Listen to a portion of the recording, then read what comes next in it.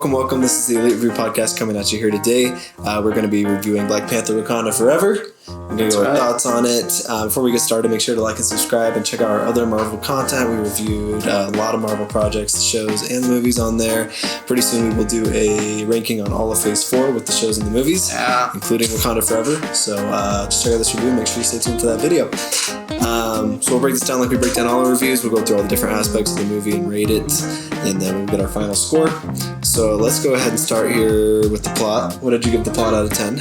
Okay, I went ahead and gave the plot a 9.5 out of 10 because I was very happy with this plot. Of course, I'm not happy with the stuff that happened with Chadwick, but I think the way they handled it in this story worked very well, and it gave like a good balance to tributing him and then also having a compelling villain. It did. I don't know, man. I like all the stuff with Namor. I think he's a really cool villain to bring in, and I think he works really well with the plot. He does. I love all the stuff with Shuri just kind of becoming Black Panther.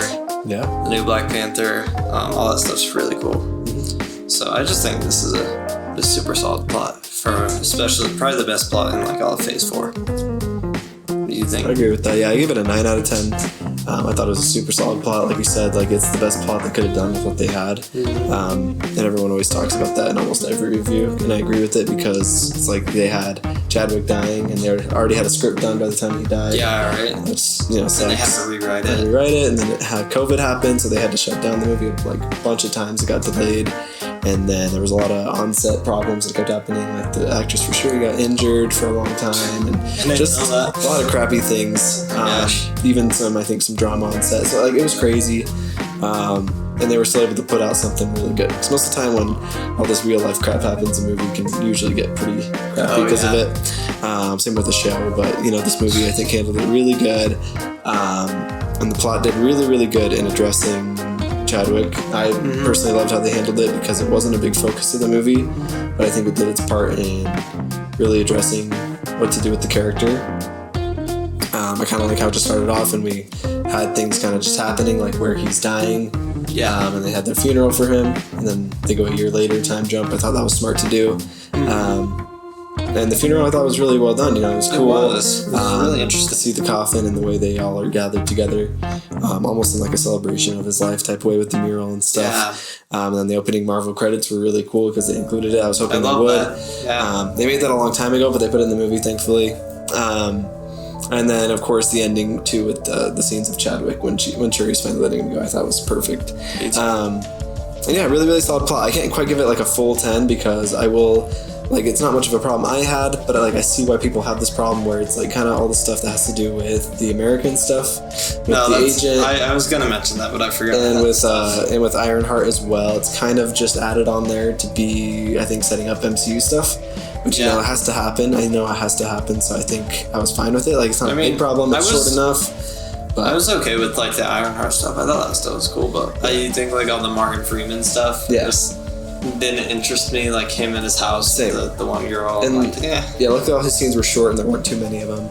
And I liked Ironheart a lot. I just I see how that's you can obviously tell they're setting her up for her show. So and kind of a weird spot to put her in. Like I don't know why they chose Wakanda Forever to put her in, but it's whatever. I've gotta say, I also wish that Morgan Freeman was like with the group like in the last one because he had a really fun addition to it. In the first one he was really fun. But they kind of wasted him in this movie. I mean it was kind of cool to see the Valentina again, but at the same time she wasn't doing much setting up or anything really. But I think in the future we'll see some cool stuff with it, so it's fine. But some people had a problem with that. I get why, so I kind of can't give this a full 10 because of that. Especially in like a 2-hour and 40-minute movie, it's like you don't need that. I just never was too interested. So let's go to the dialogue, the script of this movie. What do you think?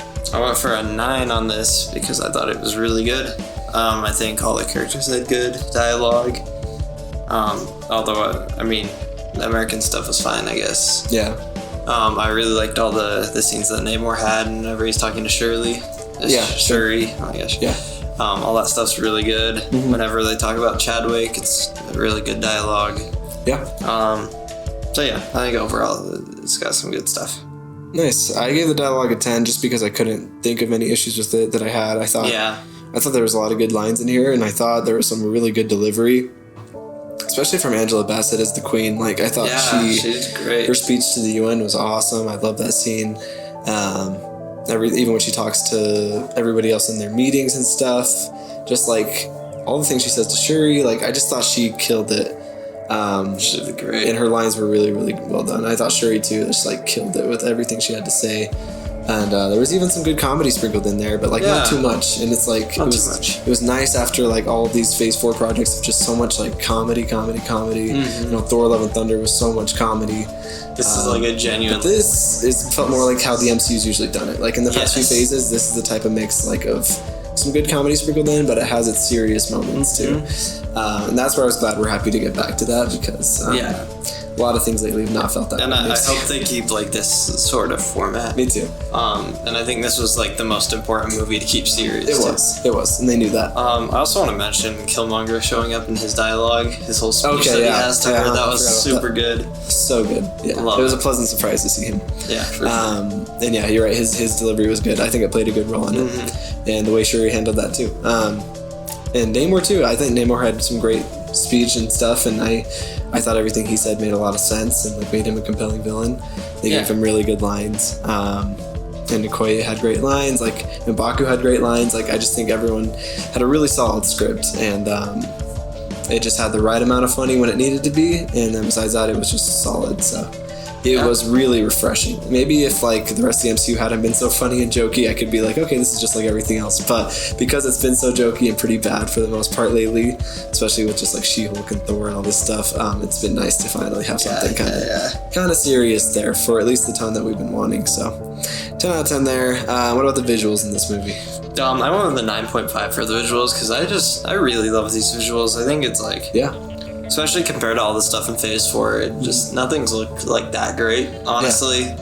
Especially like Love and Thunder, like I don't think anything looks great, or like She-Hulk, it's like this, I don't know, everything just felt so much more real, and like all the landscapes and stuff looked super cool. All the water stuff was awesome. I want to I mean when they're underwater and stuff, I think everything looks really cool. I think they really nailed the visuals on this one. I don't have too much to say about it, but I just thought everything seemed very big. And a lot of people gave the underwater stuff some crap. Like everyone didn't like how the city looked. Like they were like Aquaman did it better. I liked how they did it in this movie. I thought it looked really cool. Yeah, honestly. I give the visuals a 9 out of 10. Because I agree, it's solid. Like obviously Wakanda is always a fun world to just see visually. Yeah, for sure. I just love the way the whole city looks and the shielding and the weapons. Everything's very fun about that world. And then there was a lot of good visuals scenes that I thought were well done. Like the scene when the I don't know their exact name, but the Atlanteans, whatever, you know, when they attack that boat. They're like all walking out of the water. It's so cool. And when they all jump out of the water and all that, so cool. And then I thought Namor, his visuals were so cool. The way he was designed, I just thought like it was a cool look. Like he kind of just has a lot of vibranium, and then he's kind of like Aquaman looking. Yeah. But his wings were a little funny to me, but at the same time they were pretty cool. I thought to add on visually how he could fly like that. I think it's a weird like concept and it's kind of goofy, but like I think they handled it well. Yeah, the fact that he's a mutant stuff, I can forgive that, but it is a little weird. But his powers, I just thought always looked really, really cool. I can't go for a full 10 just because I was almost hoping for a little more with Shuri's Black Panther visually. Just like when you compare that to how Chadwick's Black Panther looked when he did his powers and all that stuff. I'm like, I love the way his powers always looked.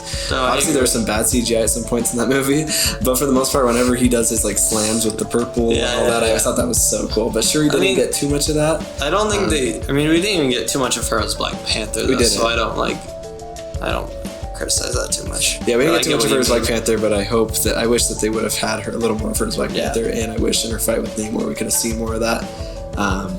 They said it was more of just normal combat, which is fine, but if I could have seen her vibranium slams and stuff like that, that would be really cool. So things like that, but then there's also great stuff like that final battle visually looked awesome. Sick. And I thought their bombs were cool, like the water bombs always looked awesome. Obviously the Dora Milaje always looked cool with their suits and everything.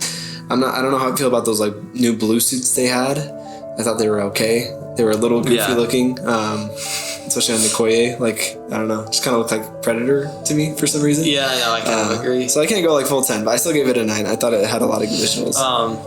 I also think all the flashbacks and stuff, like the cutbacks to Chadwick and stuff, all looked really cool. Yeah, no, for sure. Yeah. Just thank goodness there was no just bad CGI, really, because we've had a lot of that lately, and the first movie had a lot of that too. So there was no noticeable like bad CGI. Yeah, so I'm glad that was kind of out of it. Yeah. And they did a lot of cool stuff, like the underwater stuff. It was all realistically underwater and stuff, so that was cool.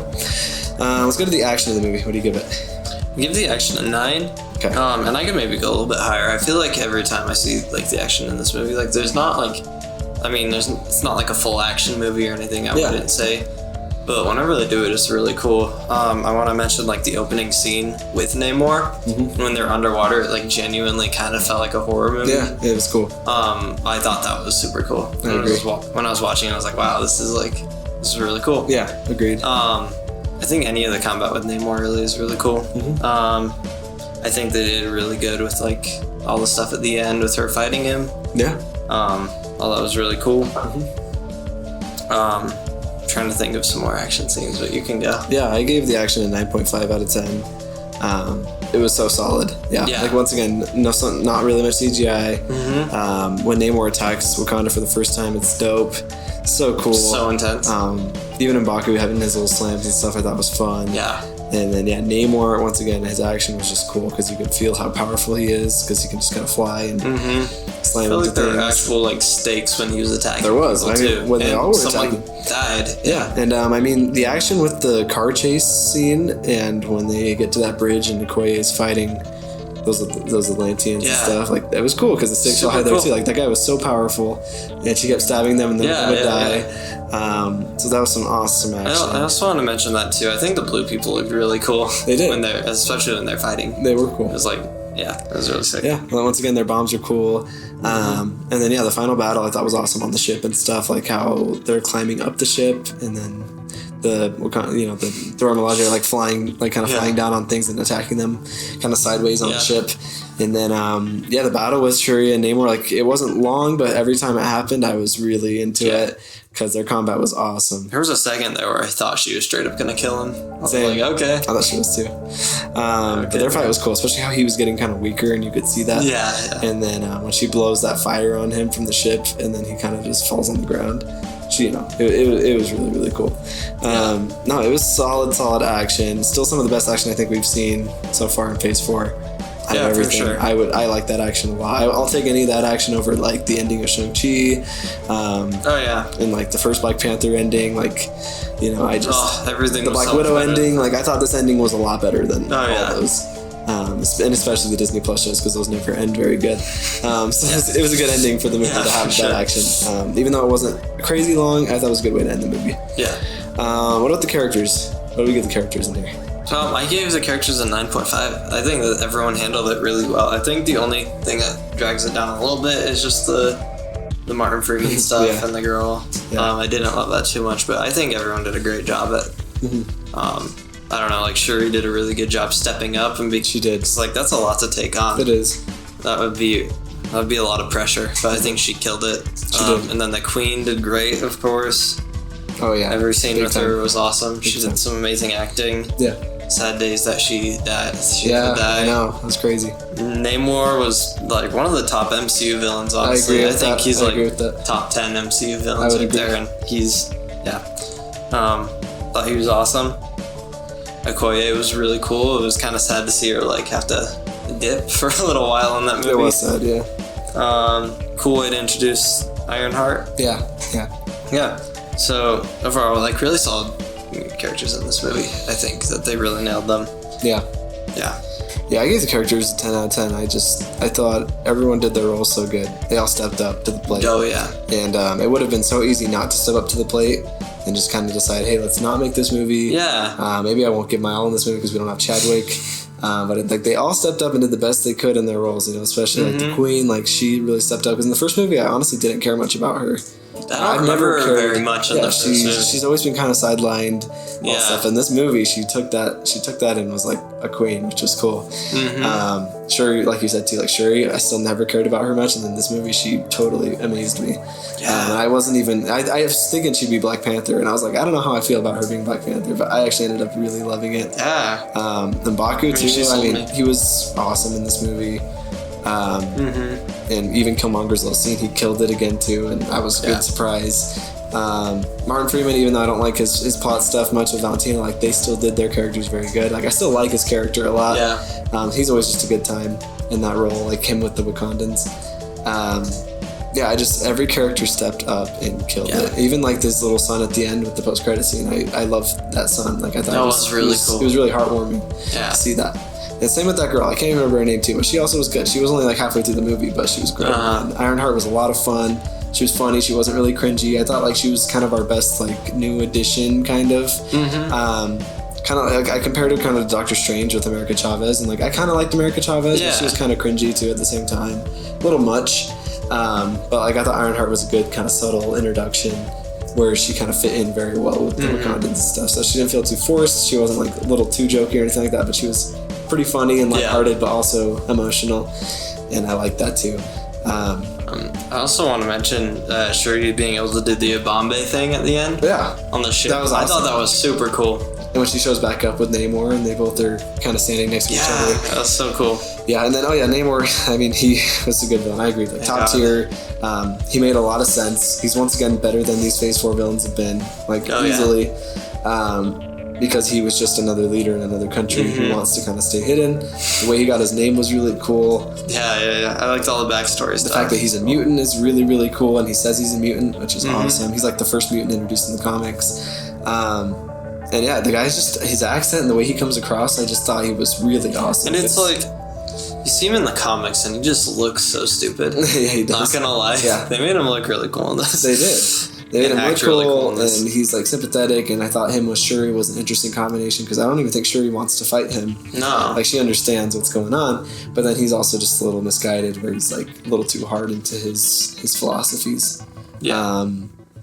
And I like even by the end where he's like, he's not dead, like she's like, you have to surrender, so it's like, hey, these countries have to kind of learn to get along. So it felt nice because it wasn't just like a mustache twirling villain, where a lot of MCU villains have been like, I just want to destroy the world, here's how I'm going to destroy the world, here's how I'm going to destroy the city, things like that. But he was more like, oh, I want vengeance, you killed some of my people, so I'm obviously going to come after you. Things like that. Like he just made a lot of sense where he's coming from.